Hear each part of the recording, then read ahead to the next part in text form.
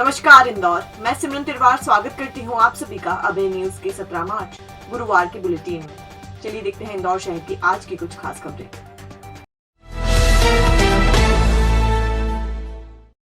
मालवा मिल के पास Malwa ginning ground में बने 3 गोदाम जलकर सुहा हो गए हैं। हादसा बुधवार गुरुवार की दरमियानी रात हुआ। करीब 5 से ज्यादा घंटे की मशक्कत के बाद आग पर काबू पाया जा सका। मालवा मिल के पास मालवा जिनिंग ग्राउंड में बने गोदाम में आग लगने से 3 गोदाम जलकर खाक हो गए। जो गोदाम जले हैं उसमें एक टेंट हाउस के सामान का, दूसरा रुई का और तीसरा प्लाई कटाई का गोदाम था।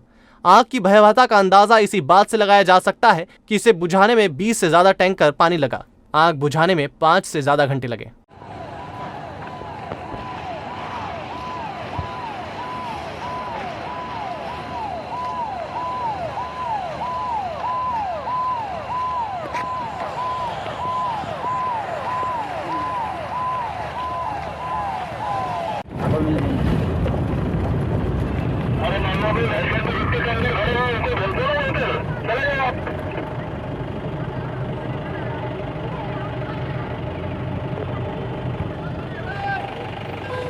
ये कौन से वाली है ये?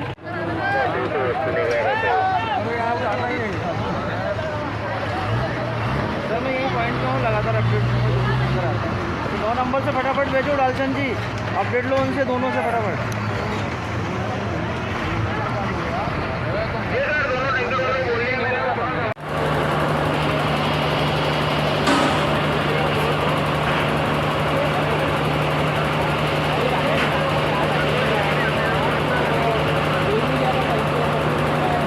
के पास में मालवा जीन का नाम से ग्राउंड है यहाँ मालवा मिल के, तो उसमें गोडाउन बने हुए हैं। टेंट का भी है, रुई का भी है, पिलाई का भी गोडाउन है। ये 2-3 गोडाउन है, उनमें से आग पकड़ लिया था। तो काफ़ी मशक्क़त से हम लोगों ने आग तो कंट्रोल कर लिया है। आग अभी इसमें 2-3 घंटे लग जाएंगे। आग तो बुझ गई है करीब। तो इसमें कम से कम 20 टैंक अभी तक पानी हमने ख़त्म कर दिए, 20 टैंक का पानी। कोविड के चलते 2 साल बाद निकलने वाली गैर में शराब पीकर शामिल होने वालों के खिलाफ सख्ती बरती जाएगी। पुलिस ने किसी को शराब पीकर घूमते पाया तो उसे गिरफ्तार कर हवालात पहुंचा दिया जाएगा। गैर को परंपरागत मार्ग से निकालने की अनुमति प्रशासन ने दी है। बुधवार शाम के बाद गुरुवार सुबह गैर संचालकों के साथ पुलिस प्रशासन और नगर निगम के अफसरों की बैठक हुई। इसमें कलेक्टर मनीष सिंह ने सख्ती से कहा, शराब पीकर आने वालों को सलाखों के पीछे डाल दिया जाएगा। त्योहारों का आनंद उठाएं, किसी तरह का हंगामा बर्दाश्त नहीं किया जाएगा। क्रम तय हो चुका है, टाइमिंग भी तय हो चुकी है, किंतु फिर भी गैर संचालकों का आपसी समन्वय थोड़ा बनाना पड़ेगा, क्योंकि किसी की स्पीड कभी स्लो हो जाती है, कभी तेज़ हो जाती है। उसको लेकर थोड़ा एक आपसी सामंजस्य लगेगा। जो नशे में जो लोग ज्वाइन करेंगे उनको बिल्कुल सख्त कार्रवाई की जाएगी। अगर किसी ने भी दारू पी के वहाँ आने की हिम्मत की, सबको उठा के बंद किया जाएगा। ये बड़ा स्ट्रिक्ट आज निर्देश भी दिए गए हैं। पर्याप्त रूप से बल लगाया गया है, सभी संवेदनशील स्थानों पर भी बल लगाया गया है और रूट मार्ग जो हैं उनको भी सैनिटाइज़ किया गया है। ड्रोन से, सीसीटीवी कैमरों से सारी इस चीज़ के ऊपर नज़र रखी जा रही है, सूचना संकलन किया जा रहा है। सभी उपाय शांतिपूर्ण त्यौहार उल्लास से मने इसके किए जा रहे हैं। जो सार्वजनिक स्थानों पर जब भी निकलेंगे, एक तो ये ध्यान रखेंगे कि हम सबसे साफ शहर से आते हैं, तो हम सफाई का ध्यान रखें और अनावश्यक रूप से पानी का भी कहीं उपयोग ना हो, ये भी हम लोग देखें। और साथ में सूखे रंग और गुलाल का उपयोग ज़्यादा करें। सभी को फिर से होली की शुभकामनाएं। और चूंकि इस बार कोविड का वैसा भय नहीं, जैसे हम लोगों ने पिछले 2 होली पर देखा है, तो इस बार की होली और हर्ष और उल्लास से मनाएं। देवी अहिल्या विश्वविद्यालय में कोविड से प्रभावित विद्यार्थियों की लॉ की परीक्षा पेपर सेटर की कमी के चलते अभी तक नहीं हो पाई है। इसे यूनिवर्सिटी 25 मार्च के बाद कराने का दावा कर रही है। देवी अहिल्या विश्वविद्यालय में पढ़ने वाले करीब 1000 से ज्यादा विद्यार्थी 2 साल के दौरान कोविड से प्रभावित हुए थे। तब से इनकी लॉ की परीक्षा नहीं हो पाई है। इस बार भी 25 मार्च के बाद परीक्षा होने की संभावना जताई जा रही है। इसका सबसे बड़ा कारण यूनिवर्सिटी में पेपर सेटर की कमी को बताया जा रहा है। छत से 3.5 साल की बच्ची की गिरने से मौत हो गई। बच्ची खिलौना लेने के लिए दौड़ी थी और छत पर रेलिंग नहीं होने से 14 फीट नीचे गिर गई। बच्ची का परिवार मूल रूप से उज्जैन का रहने वाला है। बाणगंगा थाना क्षेत्र के कुशवाहा नगर में छत से गिरने से डॉली पिता जीवन नायक उम्र 3.5 साल की मौत हो गई। बच्ची बहन के साथ खेल रही थी, रेलिंग नहीं होने की वजह से गिर गई और सिर में गंभीर चोट लगने से उसने एमवाय अस्पताल में इलाज के दौरान दम तोड़ दिया। बच्ची का परिवार उज्जैन के नागझरी क्षेत्र का रहने वाला है। शव का अंतिम संस्कार उज्जैन में ही किया जाएगा। बच्ची के पिता कारीगर का काम करते हैं और मां ज्योति गृहिणी है। बच्चे का नाम है डॉली, पिता जीवन नायक है। ये विजयनगर कुशवानगर के पास की रहने वाली है। कल ये अपने छत की रेलिंग से नीचे गिर गई थी, जिसके कारण इसकी मृत्यु हुई है। इंदौर पुलिस ने 100 से ज्यादा फर्जी ऐप की सूची जारी की है। पुलिस का कहना है कि लोन देने वाले इन ऐप को डाउनलोड ना करें ताकि धोखाधड़ी से बचा जा सके। इन ऐप के जरिए परिजनों और परिचितों को अश्लील मैसेज भेजने की धमकी देकर बदले में पैसे वसूले जाते हैं। इन दिनों आम लोगों, खासकर युवाओं की 5 से 10 हजार रुपए की जरूरत को पूरी करने के लिए लोन देने वाले 100 से ज्यादा फर्जी ऐप काम कर रहे हैं। इन ऐप को डाउनलोड करते ही सभी कॉन्टैक्ट इनके पास चले जाते हैं और फिर ये अश्लील धमकी देने लगते हैं। फोन नहीं करने और धमकी से बचने के लिए लोगों से पैसे मांगते हैं। इस तरह की शिकायत तत्काल करने की एडवाइजरी पुलिस ने जारी करते हुए ऐप डाउनलोड ना करने की समझाइश दी है। तो इस तरह के जितने भी ये फर्जी ऐप हैं जो जिनका कोई बेसिस नहीं है, और ऐसे सभी ऐप से जो है आप डाउनलोड ना करें। अपना मोबाइल फ़ोन को साफ रखना बहुत ज़रूरी है। उसमें कोई भी अनधिकृत सोर्स से आए हुए ऐप को डाउनलोड करना खतरनाक हो सकता है।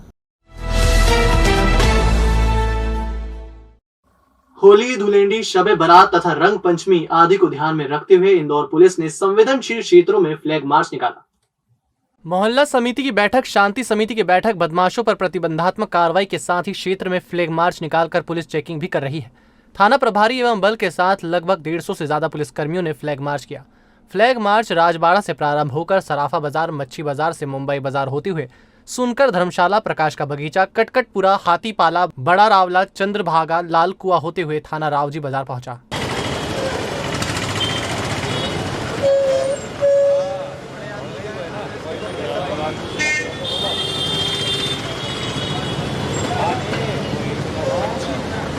कल दिनांक 16 मार्च 2022 को आगामी त्यौहार होली, दुल्हंडी, शबे बारात और रंग पंचमी को देखते हुए वरिष्ठ अधिकारियों के निर्देशन में जो है फ्लैग मार्च निकाला गया था।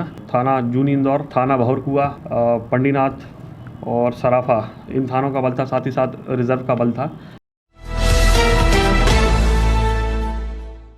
निवेश के नाम पर करोड़ों रुपए की धोखाधड़ी करने वाले फरार 5000 के इनामी धोखेबाजों के घर पर अब नोटिस चस्पा कर दिए गए हैं। अगर ये 3 दिन में पेश नहीं होते हैं तो इनके घरों की कुर्की होगी। धोखाधड़ी करने वाले प्रमोद सेठी, रोहन सेठी और राघव सेठी के खिलाफ पुलिस ने केस दर्ज किया था। तीनों के खिलाफ 5000 का इनाम घोषित किया गया था। इसके बाद भी आरोपी पेश नहीं हुए तो पुलिस ने उनके घरों और दफ्तर पर संपत्ति कुर्की का नोटिस चस्पा कर दिया है। 20 मार्च तक तीनों पेश नहीं हुए तो इनकी संपत्ति कुर्क की जाएगी। नोटिस इनके घर और ऑफिस पर लगाए गए हैं। थाने पर दर्ज अपराध क्रमांक 542/21 प्रमोद सेठी, राघव सेठी और रोहन सेठी के खिलाफ ये प्रकरण दर्ज किया था। 420/406 का 409 भी इसमें बाद में बढ़ाई गई है और निक्षेपों का संरक्षण अधिनियम की धारा इसमें बढ़ाई गई है। इनकी लगातार गिरफ्तारी के प्रयास किए जा रहे थे। इनके ऊपर पुलिस उपायुक्त महोदय द्वारा इनाम भी घोषित किया गया है, लेकिन ये लोग लगातार फरार हैं। इसके लिए हमारी टीमें लगातार प्रयास कर रही हैं। इनकी संपत्ति कुर्की के लिए उद्घोषणा धारा 82 के अंतर्गत कराई गई है, जिसमें माननीय न्यायालय द्वारा 20/4 तक प्रमोद सेठी, रोहन सेठी और राघव सेठी को उपस्थित होने के लिए कहा गया। अगर ये उपस्थित नहीं होते हैं तो माननीय न्यायालय द्वारा इनकी कुर्की की संपत्ति।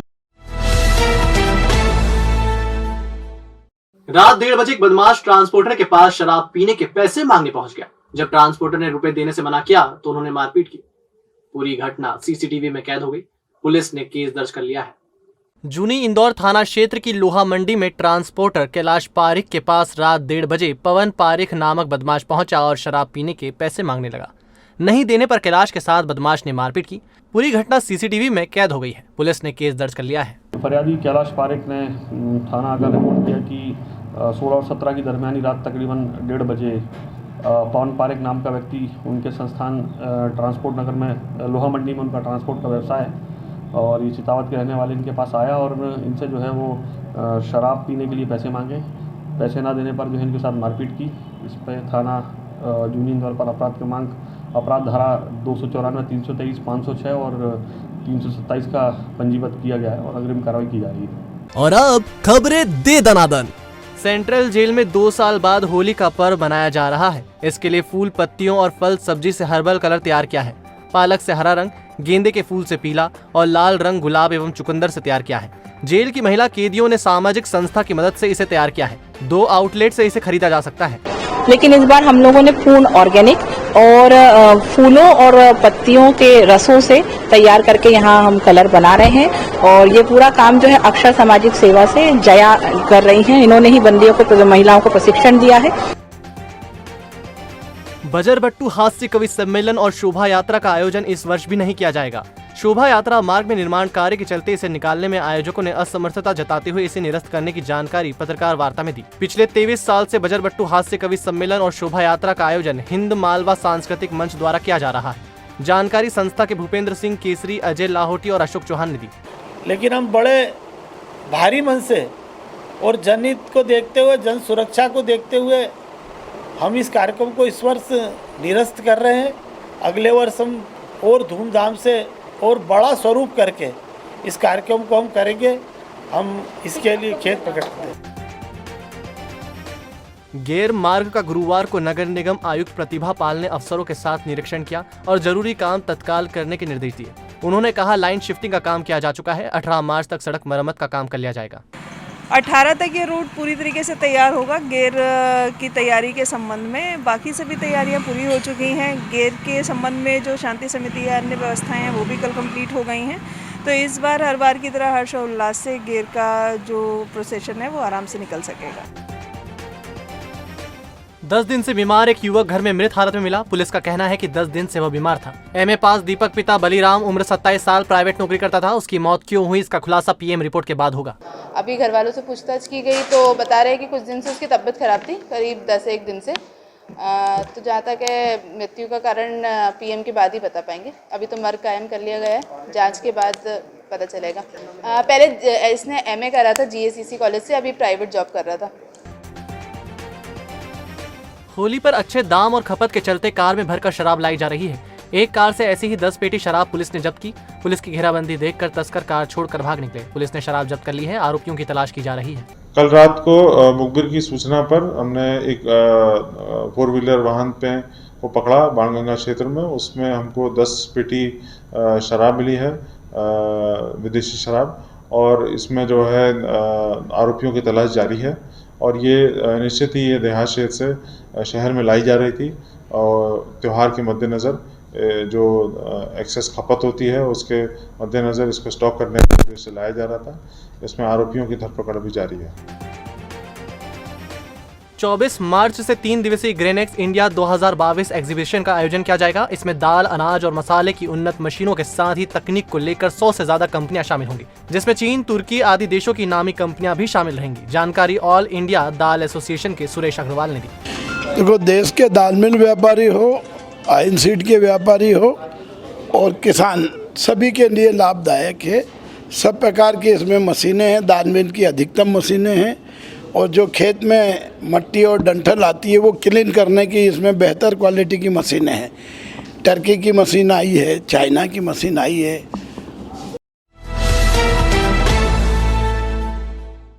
तो आपने देखा इंदौर शहर का आज का हाल। कल फिर मिलेंगे इसी समय। नमस्कार।